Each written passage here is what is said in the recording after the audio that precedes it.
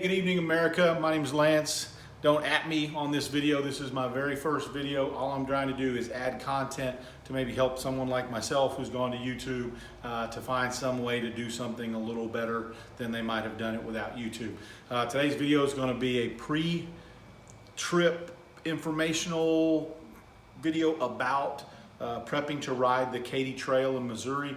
Katy Trail is a 240-mile trail. Goes from Clinton, Missouri to, I don't know if I'm saying correctly, Machins. It's just beyond about, I think, 14 miles beyond St. Charles, Missouri.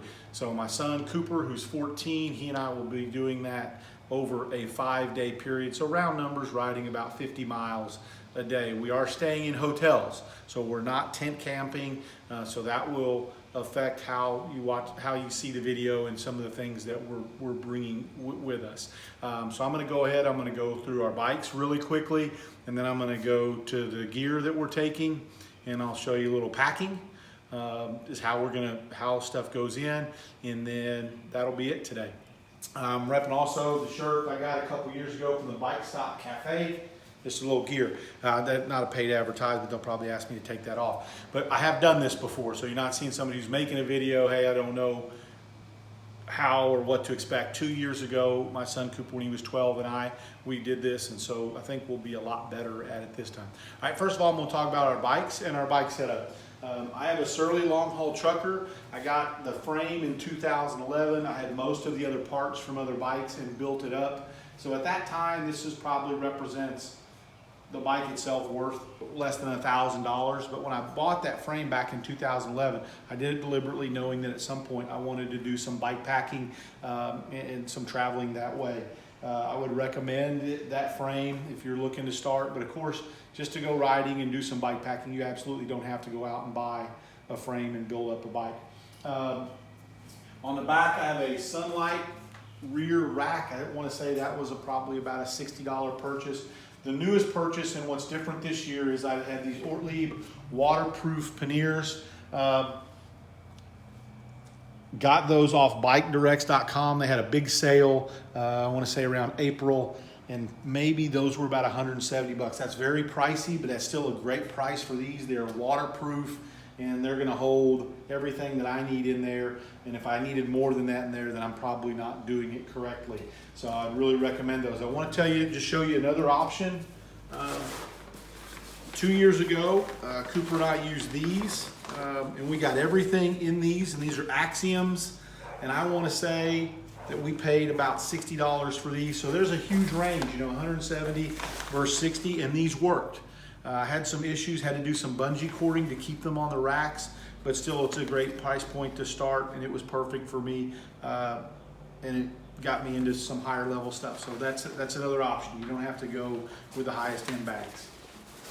All right.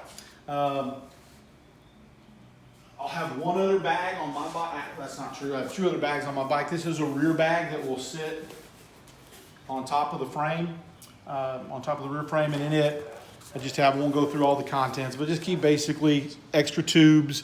We're riding with some friends, a group of 3 other people, so I'm kind of the bike mechanic, so I have more here than you might. Some dry lube, bug spray, cornhole for your chamois or for the parts that go on the chamois, multi-tool, just kind of stuff like that. So there will be a bag that sits back here as well. On my son's bike, he'll have a rear bag that goes under his seat and a bag that goes on the front. Some of you may be judging me already, thinking, oh my gosh, you're carrying all the stuff. Why isn't your 14-year-old? He's more than capable of that. Trust me, I am not that parent. It's just a budget situation to get him a rear rack and panniers or whatever. You know what I'm trying. Rear bags, that's just a budget choice. I didn't want to make that for him. So I'll carry all our gear in these bags for 5 days. He'll have some snacks and other things like that first aid kit, but he will have some things to carry as well. All right, so that pretty much covers the bike setup. I don't think there's anything else. I could talk to you about this. Last time, 2 years ago, I did have road tires on this bike. I had 3 blowouts in the first 20 miles before I got to Windsor. That was totally on me. I just had too much air pressure. You can ride 25s or 28s on that trail all day long. I didn't adjust my air pressure enough. It was hot that day. I had way too much weight on the bike. So I learned a lesson. And just for this trip, I've got gravel tires on there that I bought when I was out of tubes and had blown out a sidewall in the tire at a place called Windsor that's right on the trail. So that's my setup. My son on his bike, he'll have 28 millimeter tires, and we'll just lower the air pressure probably to about 75, 80 pounds. And we shouldn't have any issues there. Last thing I want to show you is this is my choice. I am not this year using clip-in pedals, just some inexpensive flat pedals that I bought last time on the trail. The trail is kind of a crushed limestone. It destroyed, I have Shimano look style cleats, and it basically just chewed them to pieces, all the clipping in and clipping out with that gravel in there. So this time I just don't want to have to worry about that, and I'm just going to ride a flat pedal and some running shoes. All right, so I'm going to move away from the bike, and I'm going to show you everything else that I'm packing for a 5-day, 4-night bike trip. We'll start on Saturday, and we'll ride Saturday, Sunday, Monday, Tuesday, Wednesday, again about 50 miles a day. I ride in a cycling jersey. You don't have to do that. I just love it for the pockets. Repping our home state there. And so I like the zip, the front to air conditioning is what that zipper's for, a big guy like myself. I don't ride in bibs much, so I have cycling shorts. And then I have an overshort. I don't always wear that, but on a trip like this I will, just maybe put some extra things in my pockets, have that. And I do ride in socks. So that's 1 days, and I'm going to use the British word kit, right? That's my kit for the day. I'll have 2 of those, jerseys, shorts, socks, and I'll wash 1 every night. Okay, so I'm just taking 2 sets, just rotating each night. Again, we're staying in hotels, 1 bed and breakfast, 1 hostel, but there will be places, just wash them in the sink. If they have a washer and dryer, that's great. All right, so 2 of those. Just for night clothes, this is where the avid backpackers would probably beat me up, probably taking too much stuff. Pair of shorts for at night, swimsuit. I like technical shirts to wear at night and to take on trips like this because they wash and dry very easily. Plus, after a hot day, they feel really good on the skin. A couple pairs of underwear to switch out at night. Not going to spend a bunch of time there, but that's just a toiletry kit. Totally personal to you, whatever you want to bring. So just easy toiletry kit. Definitely, you need a first aid kit. If you're going to ride the Katy Trail, it is stunning. I'm sure the different times of the year, how rural it is. We're going to be riding almost exactly the same time as we did 2 years ago. At one 60-mile stretch, other than at the immediate trailheads, my son and I didn't see another human for 60 miles. No one, not one person. And so you think about what that could mean: fall, twisted ankle, broken feet. Just really good to have a first aid kit with you. And so I recommend that. Let's see. Just some kind of kit to hold all your cords and chargers for the evening, something like that. Doesn't have to be that fancy, pretty fancy. Came from the Cherokee Nation. That was a gift, very nice. Okay, I'm trying to think if there's anything else as far as clothing I didn't cover. Rain jacket, visor.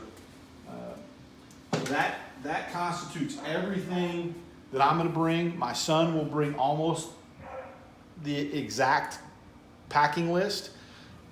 All of that, I'm going to turn off the camera here in a minute and get prepared for part 2 of the video and show you how it will all get in my side of this Ortlib rear bag. I'm not saying the P word anymore. I'm done with it. It's over. So that's what we're going to do next, but just show you what that looks like inside the bag or packing that bag. Okay, we'll stop part of the video. We're just going to pack the rear bags. I think it'll be a good illustration for how much they can hold. Try to be as weight conscious as I can, but also we have access to civilization, but I also want to have the things that I need for my son and I. If it were just me, I'd probably travel a little bit lighter than this. But I use just pretty simple, just Ziploc bags. Great for, just double waterproofing and keeping things all together. So just going to start putting stuff down. And you can see tons of videos. I'm not going to review the pockets inside, any of that kind of stuff, or how they go on. There are probably 10 or 15 really good videos just specifically on Ortlieb rear bags and how you attach them to your rack and put them on, all those kind of things. Just gear reviews of those. All right.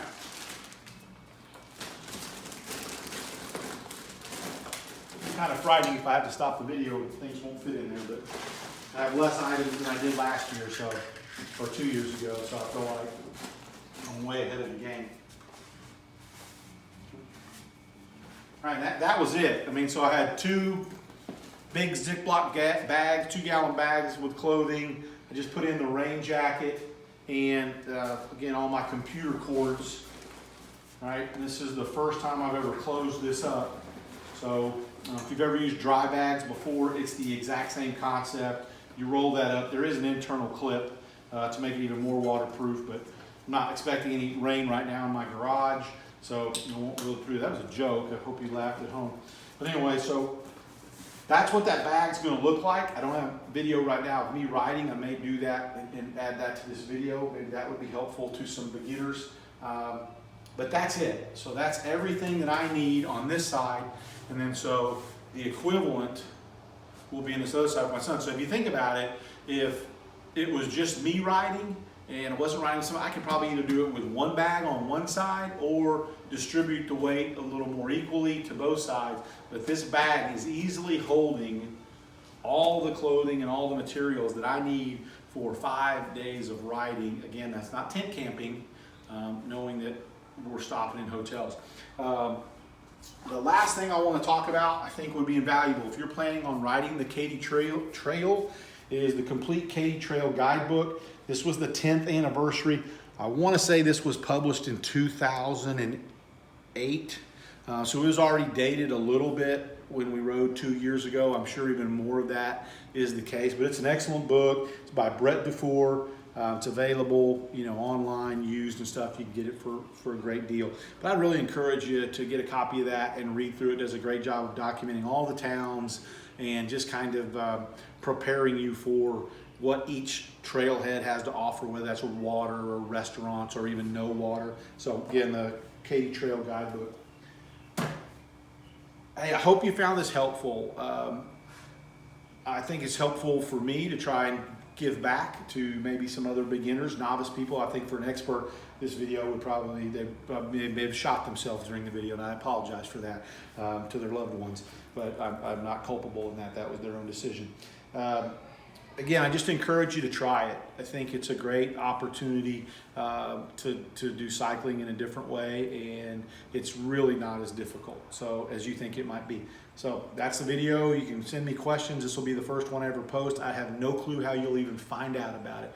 I do want to tell you this. If you're interested in cycling trips like this, I think I might get his last name wrong saying this, but it's Ryan Van Duzer. If you search his videos on YouTube, Love Cycles is one of his most popular. He films with drones, he films with multiple cameras. He just does a great job of bringing out the beauty of bike packing, and he makes it really accessible. So he has videos just like this, but just not specifically for the Katy Trail, that I think you would love and really get you excited and be way slicker, way more polished. And he may be as handsome as I am, maybe not as much, but you decide for yourself. But anyways, great content, and he's kind of inspired me to at least try to do this to help others, to be an assistant to somebody else. So I hope you get out there and do this. I may do a video on the trail, just kind of talk to you about what we're experiencing over the 5 days. Have a great evening.